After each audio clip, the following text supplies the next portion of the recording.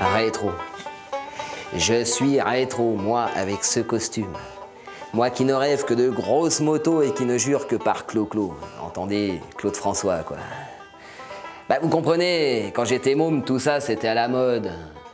Mais maintenant, quand je propose à ma voisine de m'accompagner pour aller au bal, elle me regarde comme si j'avais 90 ans. C'est très énervant.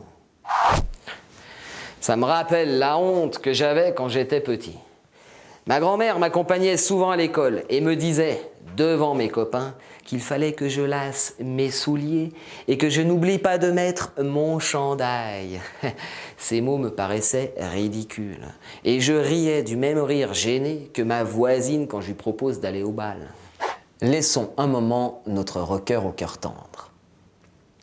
Tous ces mots que l'on n'utilise plus ou presque plus, au point qu'ils nous font sourire quand on les entend, comme soulier ou chandail, c'est ce qu'on appelle des archaïsmes.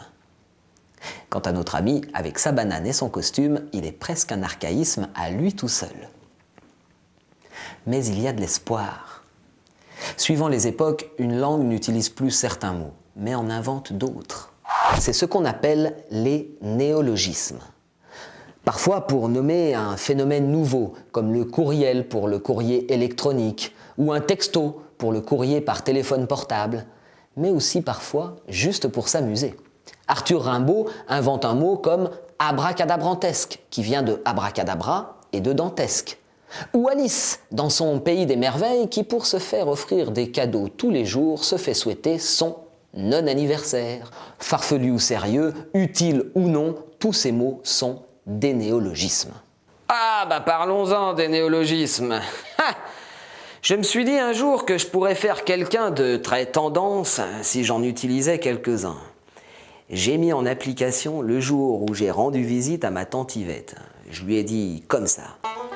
Tu comprends, tata Yvette, si je suis en retard, c'est que j'ai dû répondre à tous mes courriels. Et en plus, j'ai dû reformater mon disque dur. Alors tu vois. Elle a pris l'air consterné. Je crois qu'en fait, je m'étais trompé de cible. La prochaine fois, je brancherai tante Yvette sur mes souliers ou sur mon chandail et ma voisine sur mes problèmes d'informatique. Après tout, si je lui envoie un courriel, peut-être qu'elle m'accompagnera au bal. Mais attention, ce qui est valable pour Arthur Rimbaud, Lewis Carroll dans son Alice au pays des merveilles, ne l'est pas forcément pour vous. Et oui, vos œuvres se limitent aux compositions et aux rédactions. Et vous ne pouvez pas vous permettre d'inventer des mots à tire-larigot. Je sais, c'est injuste, mais il va falloir vous y faire. Les néologismes des uns sont les fautes de français des autres.